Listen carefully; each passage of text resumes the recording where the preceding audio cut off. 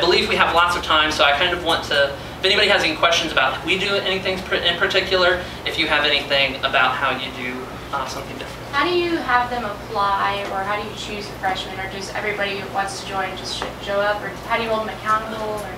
So the way we do this is we heavily promote at the intro to engineering classes we hold. We heavily promote, there's going to be a freshman council meeting. The first meeting's normally the first or second week of classes, and then we get 30, 40 people in a room all come together and we hold elections. And lots of freshmen are interested at that point. However, there is a slight cliff that we fall off of at that point. We have 40 freshmen really excited the second week of school. The fourth week of school, we have 20 freshmen really excited.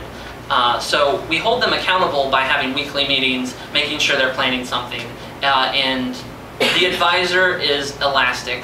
The better the freshmen are, the more motivated they are, the less the advisor has to do. But sometimes the advisor has to give them a push in the right direction. I think there was a question here. Yeah, sort of what she was going on. How do you transition the freshmen into the rest of your council? And how do you get people into your council? Do you have applications? Or? So our council, we have first, second, third, fourth, and fifth year representatives. They're all elected in the fall semester. So we actually have first year representatives that are elected as well. But those elections don't happen until about a month into school. The date changes sometimes. So freshman council actually gets up and running before any first year reps are elected. So we actually have this weird thing where we have two parallel systems running at the same time, and it can cause confusion. But the first year representative on council is different than being part of freshman council. So sometimes they're in both, sometimes they focus on one, sometimes they focus on another. We've actually had common where a freshman comes in and says, I'm just going to skip freshman council and go straight into the big council. And we have no problem with that. This is the soft entry for those students that want this approach. So I think that answered that question. Are the freshmen on the freshman council, are they involved in other organizations? So we encourage them to be involved in other RSOs. We have really good relationships with many of our RSOs on council. We have a former IEEE president from our school in the back of the room.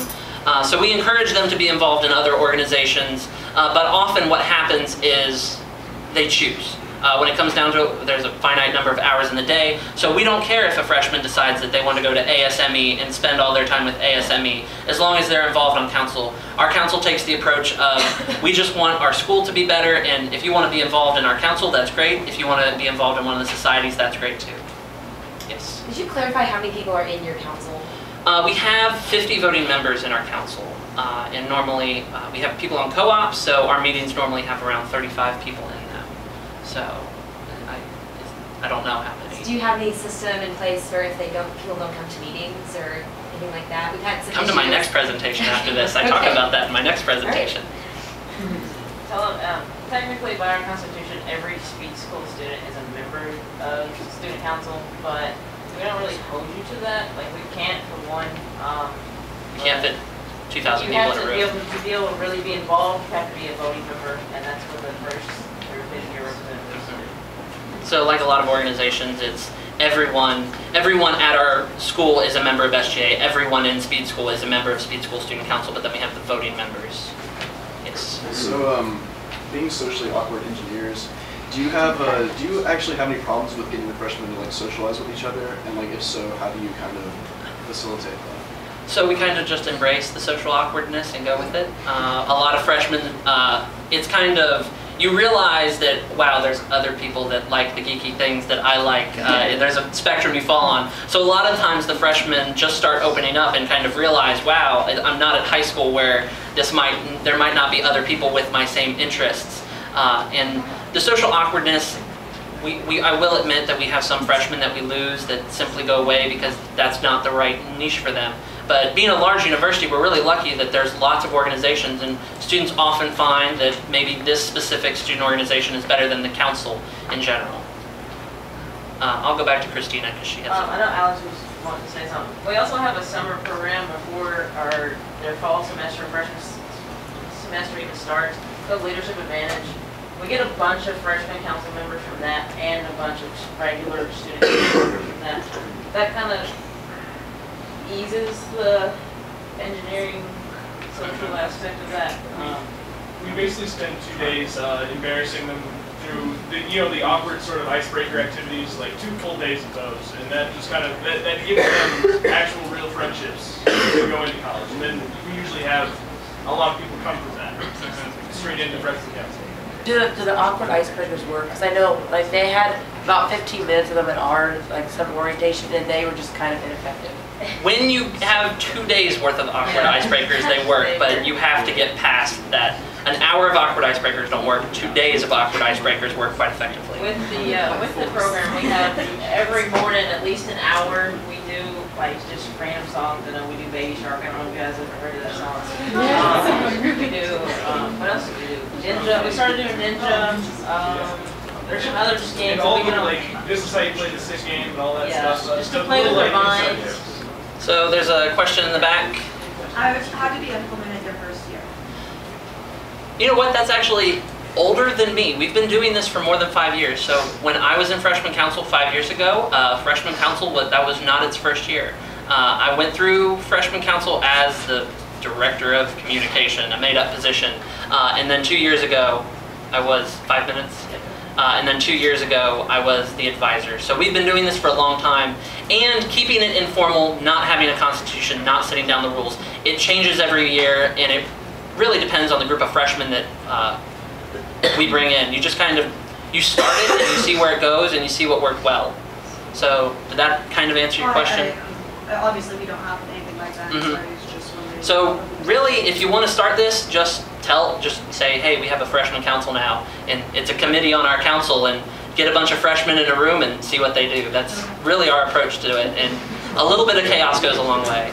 Now, are they invited to come to events that you guys plan Oh, absolutely. for your councils? Events? Absolutely. We actually, when we have big events, we say, come to this event, come help out, but they're not necessarily working with the organization of it. Freshman council really trains them, how do I reserve tables? Who do I need to talk to at the university? When I need to spend money, how do I do that? When I need to reserve a room, who do I talk to? So it's these simple things that upperclassmen take for granted that we want to kind of get them in the door and know how to do so they can serve a broader purpose on council.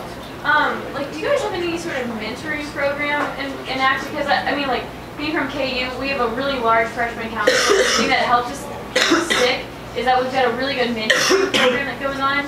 Do you guys have that in ACT? We've tried to start mentoring programs for several years in a row, and they've never gotten off the ground, and they've never reached critical mass. And that's something that we keep trying to do, but it's never really materialized as well. What do you do in your freshman council is flailing? So when we let them flail for a semester. You'll notice I didn't put fall. So our fall event, my year was hot chocolate, and that was it. We had a pitcher of hot chocolate and I think apple juice because we couldn't afford the apple cider. So when they flail, you let them flail and try again next semester, pretty much. How do you push, like, so you said it's the same group of people. Do you recruit more after that to try to get better people? Normally somebody will step up. That's what happens a lot of times. Somebody will step up. Often the people that are elected as freshman president or vice president might not be the ones that do a lot of the work.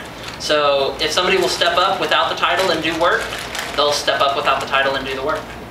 Have you guys ever found like any problems with just having it be open to everyone so that they vote on it rather than you guys selecting them? Because I don't know, I just feel like, you know, they've met for the first time and they don't really actually know that person. The voting is always tough. That is one thing that formalizing it a little more would be nice, but we normally have a pretty big turnout and we let them give speeches and we let them, this past year I kind of helped, like, this is what I'm suggesting, but you can decide, like, have speeches, have each person explain, talk about it. And by this point in time, it's 2 weeks into the semester. Oftentimes people have already had friends and their friends will say, yeah, I've worked with them, they're really nice. I've been doing homework with them. So letting them decide, there's risks, but we let it go with how it is. We're very much let it happen as it happens. How much do you do orientation? Like, so we're on a 2-semester, like, we don't have people over the summer. We're very, very limited in how many people we have. So most people are out of town doing other things. How much are you involved in their orientation? A lot. We have multiple presentations. Our council presents. I've actually been involved in, we have a tablet PC program.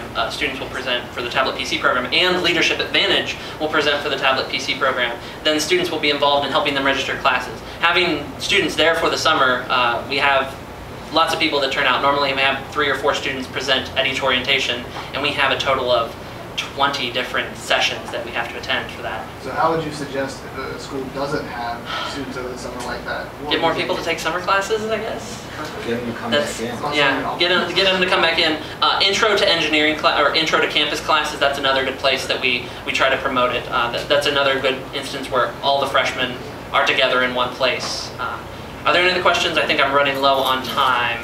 So how much time do I have left? I have about 1 minute. Are there any other final questions or comments? If not, thank you very much.